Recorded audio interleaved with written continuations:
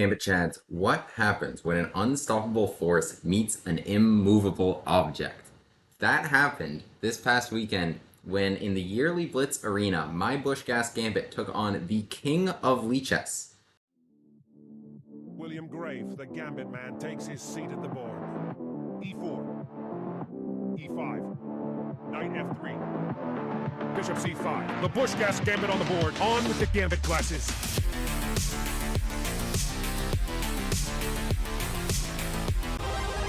Hero pawn unlocked.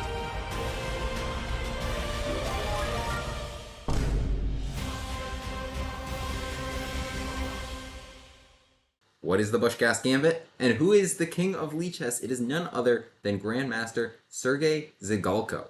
This man, let's look at his profile real quick. Ooh.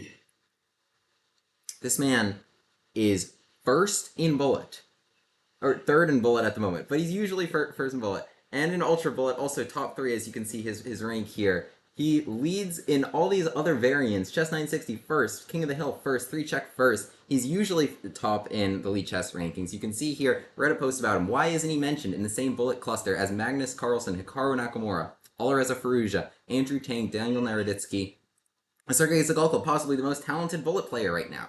People are wondering, he is a very, very strong Grandmaster. His peak rating is 2696. He has played 120,000 games more on Lichess.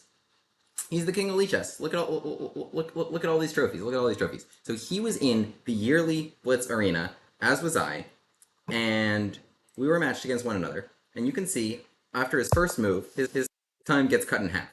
So he's a very, very good bullet player. 3,300 on Lichess. 2.5 minutes should be more than enough to beat me, which is probably a very fair estimation, except he is a much stronger player than I. However, I have a much stronger opening than him. And it is the unstoppable force that I spoke about a moment ago, none other than the BUSCH-GASS Gambit. E5, Knight F3, Bishop to C5. So as you can see, already getting 2 question marks, am I? But with a big time advantage, 5 minutes to 2.5 minutes, because he berserked against me. So the point of berserking in a Lichess arena is that if you cut your time in half and then you win anyway, you cut your time in half at the beginning, but if you win anyway, you get an extra point in the arena for the win. And so Sergey Zygalko, good enough to bulldoze through just about everyone. And so he's very, very happy to berserk. And I play Bishop C5, and immediately he grabs this pawn on E5. Knight takes E5. So this is the BUSCH-GASS Gambit accepted, and this is our favorite stuff. So, of course, most normal moves in this position: Knight C6, D6, protect the pawn, Knight F6, counterattack a pawn, Bishop C5. We just let it hang. Of course, it's the Stockfish recommendation. You can see, actually, I put Stockfish here. So Stockfish says it's actually even worse than losing a pawn. +2, a pawn in a vacuum is +1. It's a center pawn. White's getting ready to play D4, take the center, tempo on the bishop. And here, so we play Knight to C6, and we get, proposing this knight trade, we get this Stafford capture of D takes C6. If you guys are fans of my channel, or fans of Eric Rosen's channel, obviously you have seen this before. D takes C6, opening the bishop, opening the queen. Now, the key point is that the bishop, scoping out F2, scoping out this diagonal, there's no D4 at the moment, because our queen is going to help control this critical square. So, what does Mr. Zygalko do? C3. Very, very logical move. If I just do something, like, let's say Knight F6, White's next move is D4. Now it's well supported, tempo on the bishop, and they can save this pawn next turn even. This is a massive, massive, massive advantage for White, because they're up a pawn. And, okay, so some even better moves in this position, plus 2.6. They're up a pawn. Black has no counterplay, and they have great control over the center. So C3 looks like D4 is imminent, and it's probably why Zygalko was very, very happy to trade knights and push C3. This is also the engine's top recommendation. I play here what is recommended in the video, in the BUSCH-GASS Gambit video, which you guys can check out if you want to learn to play the BUSCH-GASS Gambit. Queen to H4. Very tricky move. We're threatening checkmate, and we're also threatening this pawn. So if White stops checkmate by hitting our bishop, we take the pawn with check. And then next turn, White comes out, let's say, we simply retreat our bishop within an equal position. So White here can protect both pawns with either queen to E2 or queen to F3. And Zygalko correctly does not choose queen to E2, because this move can lose instantly to bishop to G4. Hitting the queen, no F3 because of this pin, and now when the queen moves away, we simply take F2 with checkmate. So cannot play queen to e2. Queen to f3 is much better, because not only does it not block the bishop, but also if I were to play bishop to g4 in this position after queen to g3, white is totally fine, up their material, and is going to play d4 with simply an extra pawn. So none of that. But the tricky move we play here, as recommended in the video, and as I've played many, many times in my career, queen to h6. So the queen comes out to h4, draws queen to f3 to protect this pawn, and then comes back queen h6. What's the point? d4, which white has really wanted to play for several moves now, is not playable. Some people even actually just hang this bishop with check, which is also really nice. But we drew the queen out, so nobody's defending the bishop. Now, the easiest way to protect the bishop is the way Zagalko played, the way almost everyone plays, and the way Mittens played against me. You guys may forget. Let's try to find Mittens. You guys remember Mittens? This little demon? This little absolute demon right here? Oops. Anyway, this guy. Her, rather.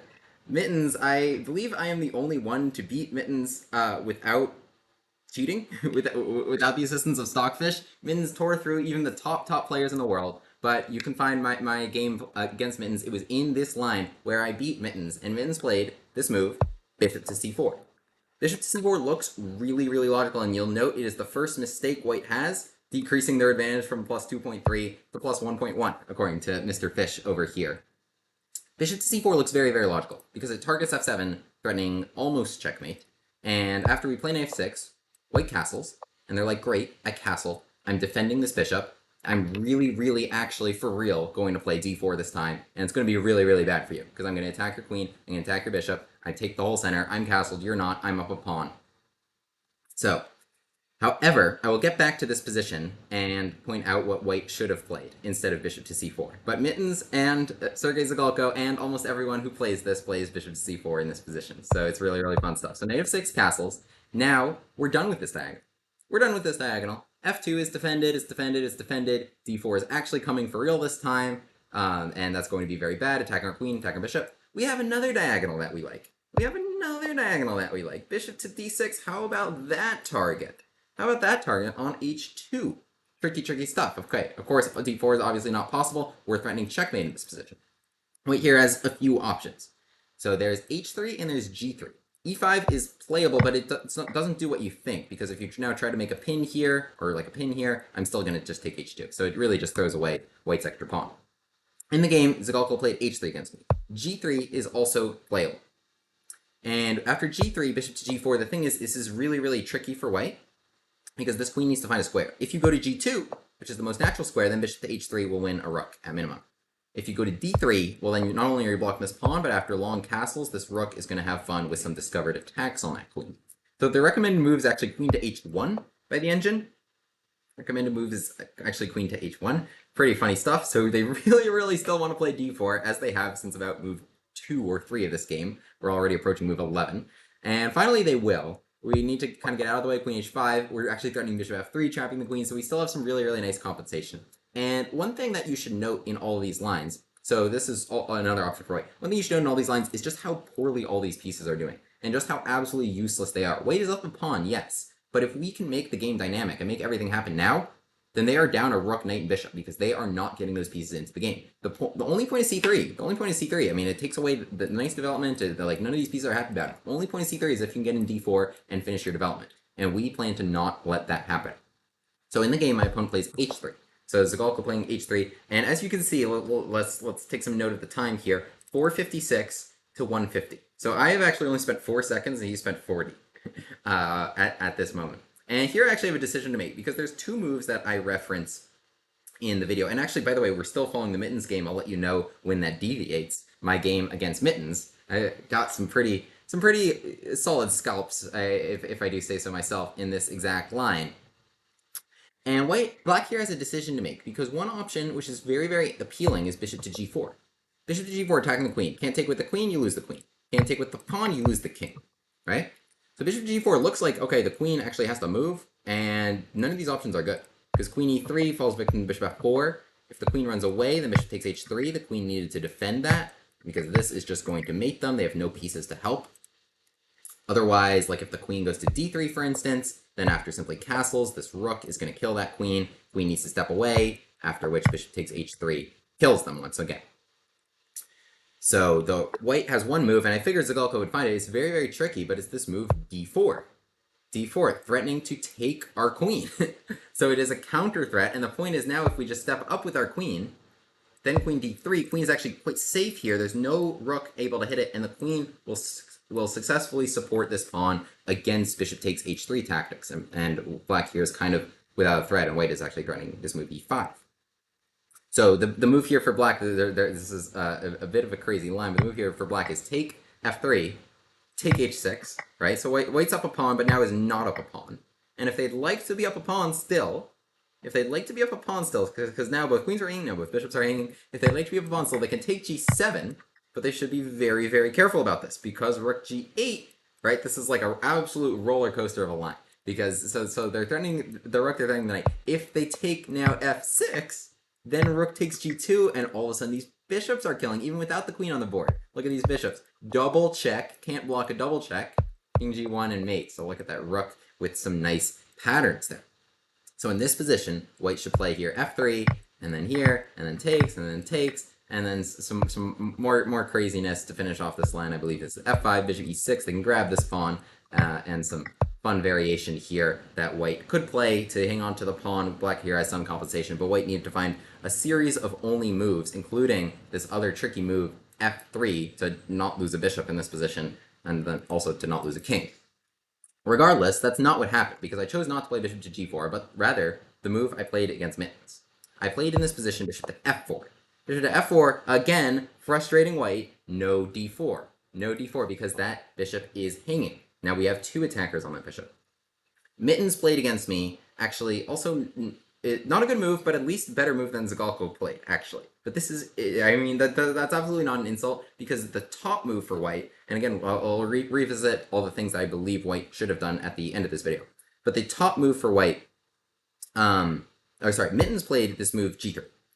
Trying to target this bishop and trying to reintroduce d4, and that led to some really, really fun sacrifices in the game. I believe I played bishop takes h3 against Mittens in that one, in this position. In the game, we have e5. This interesting move, e5. So it is the first double question mark for white, but white only had one good move. And the risky thing about, so I guess what Zagulko realized is that if white plays here like knight to a3, let's say supporting this bishop, right? So okay, they want to play d4 again. All black needs to do is g5, and g4 is coming. g5, g4 is going to come really quick, undermine that pawn, and threaten queen to h2. Or also the very strong bishop to g4, trying to provoke h takes and queen h2, and trying to get this queen off of the defense of h3. Then bishop takes h3 would win the game. So tricky stuff. So bishop to f4, stopping d4 once again, and we have two ideas, g5, g4, or bishop to g4, both of which trying to dislodge the queen and break through against this h3 pawn. So Zagulko, realizing what I'm going to do and realizing the urgency of this position, plays this move e5. Can't really blame him, although I guess you can when you're looking at Stockfish number in front of you, but this makes a lot of sense if you're white and you're seeing these threats and you only have a minute 50 seconds on your clock, and your opponent has spent 5 seconds, total of 5 seconds, on all of these moves to this point. In the game, e5. And what's crazy here, we are 4 moves away from checkmate. We are literally 4 moves away, or at least from resignation, because checkmate being imminent. So e5, rather than bishop takes e5, so this is a tough position. If you play bishop takes e5, suddenly, look at that number spike. Look at that number spike. All white needs to do is play d4, attacking the queen and attacking the bishop, and you will lose. So it looks like e5 is actually causing some serious problems. If the knight moves away, then there's no more bishop to g4, because queen takes would be possible if my knight is out of the way. So black here has but one move, and it is the immediate bishop to g4, leaving just about everything hanging, but everything hangs together. H takes g4, queen h2 is made again, queen takes g4, hangs the queen. What actually white should play here is queen takes f4, sacrificing the queen, and then d4 here. You can okay, you're not losing that bishop, you're going to take maybe the knight, trying to take a few things back, but this should still be quite good for black, I believe. But that is actually the top recommendation. It is not, oh, it is the top recommendation. It takes Stockfish a minute to see that this is very, very winning for black. Stockfish, this is why I'm able to beat Stockfish. This is also why I'm able to beat humans. At first, it looks like this is very, very good for white. But when you think about it and when you really study it, white's position is just really quite indefensible. Bishop to g4, queen to d3 played. Zagalko trying to keep the queen on the board, go to the awkward square in front of the d-pawn, and hang on to the h3 against bishop takes h3, and also is still threatening takes. And naturally, against queen to d3, we are playing rook to d8, trying to keep that queen moving out of the way, so that we can play bishop takes h3 and try to break through here. Knight be damned. Knight be damned. We are just trying to break through here. In the game, d4 was played, and apparently another blunder by Zagalko, although this is so hard to defend, because this is already losing, because as Zagalko probably saw, after pawn takes knight, there is a really nice move for black. In fact, I will actually offer you guys to pause the video and think about what black should play in this position. Some of you might have said bishop takes g2. Actually, let's start with bishop to f5, because bishop to f5 looks even more appealing, right? Hit the queen, queen takes bishop, we're just going to play queen to h2, checkmate. However, very tricky stuff here, rook to e1 check, great intermezzo, because now, they can also throw in this, because now when they take the bishop, the king has the f1 square. The king has the f1 square, and now black is just down a ton of things, and this king can run away.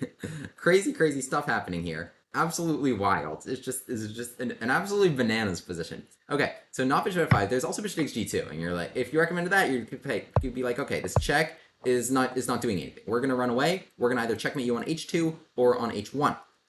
However, the issue here is that, again, we just don't really have enough pieces in the game, and this king is gonna float away. It can float away. White just really needs to get in d4 really quickly, and we just don't have enough guys to get this king. We sacrifice them all. We sacrifice the bishop. We sacrifice the knight. So we don't have any more pieces left to sacrifice is kind of the issue here, and we're down some stuff, and the king is floating. So we got to be very careful here. And the best CCT checks, captures, threats always start with the checks. The tricky move here, bishop to h2.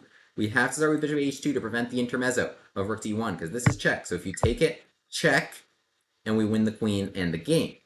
If they come king to h1, the tricky line is actually just the very simple, very calm bishop g4, and white can resign. There is imminent checkmate in this position, and it's actually crazy. And the key to the imminent checkmate is against either rook e1 or queen to e4.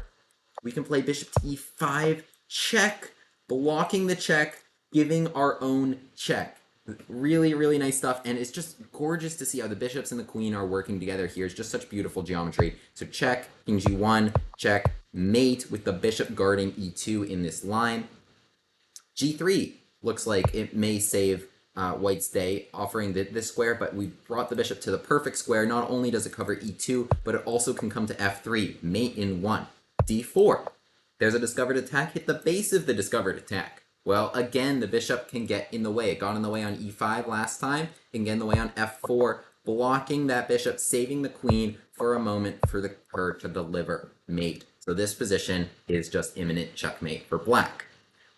Awesome stuff. So Zagalko sees that, does not take the knight, and instead tries this move d4.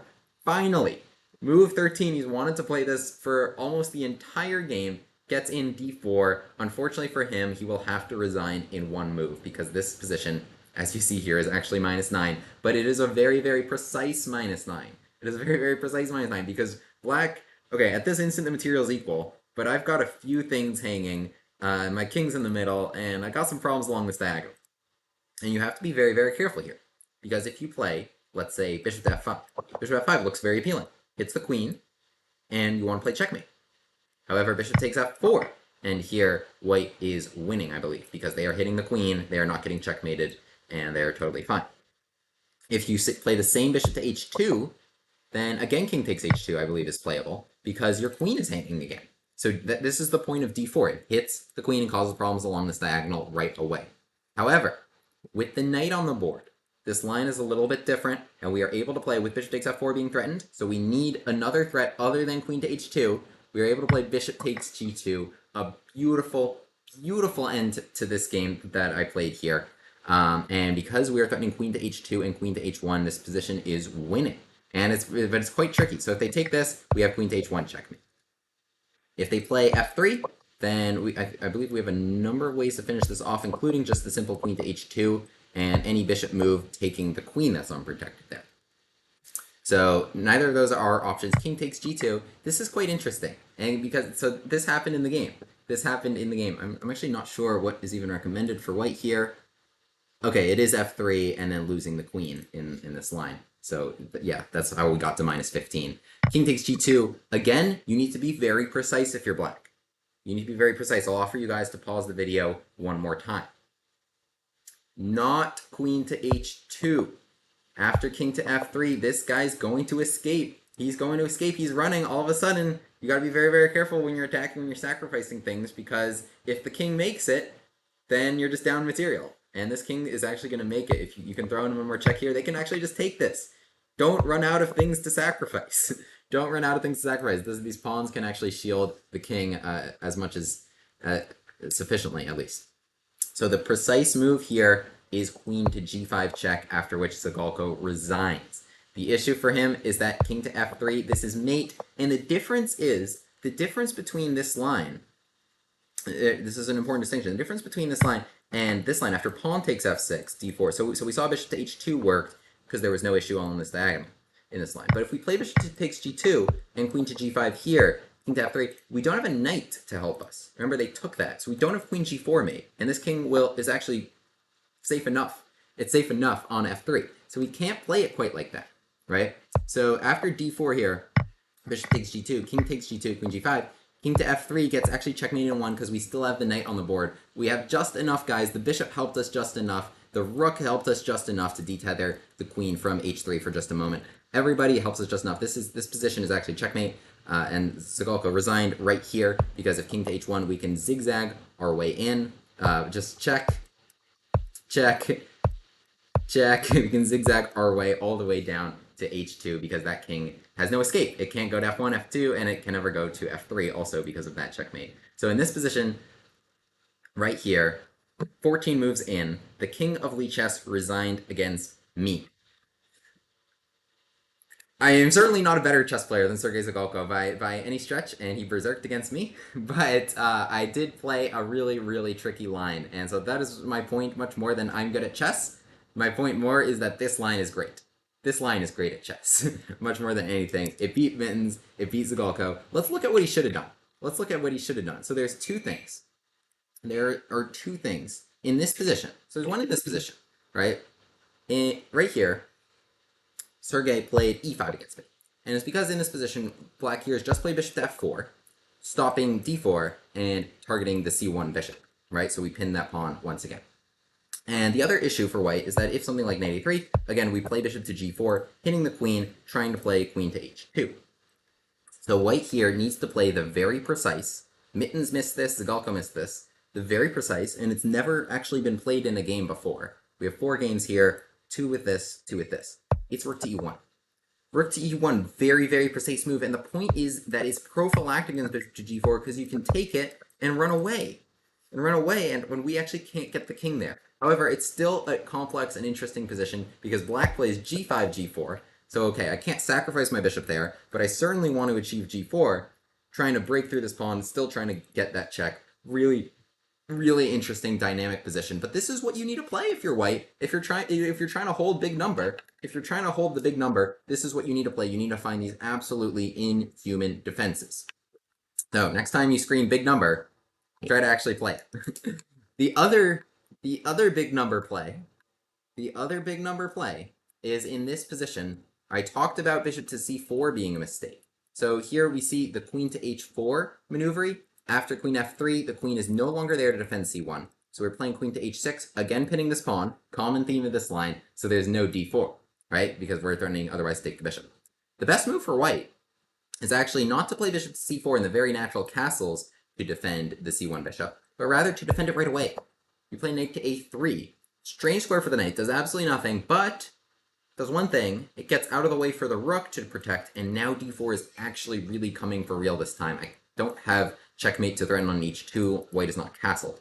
So in this position, if you're black, what you should do is simply take this, because otherwise d4 is going to come and attack you. You can slide out of the way with queen g6, play something like f5, trying to strike at their position, develop some pieces, castle your king. But really here, white's kind of up a pawn. white's kind of up a pawn. But knight to a3, it at least had never been found when I initially recorded this.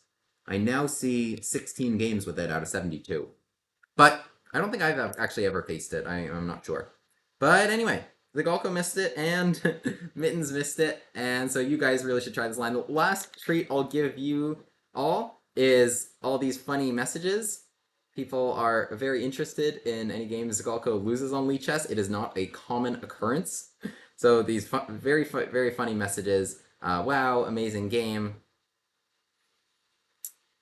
And I got one way to go, Will, but another people just finding this really funny and claiming that white has an advantage during it.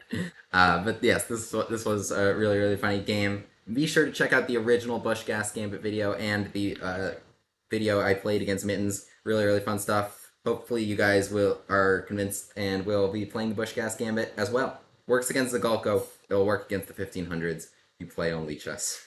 Alright, you guys, thanks so much, and I will see you next time. Subscribe, and have a great day.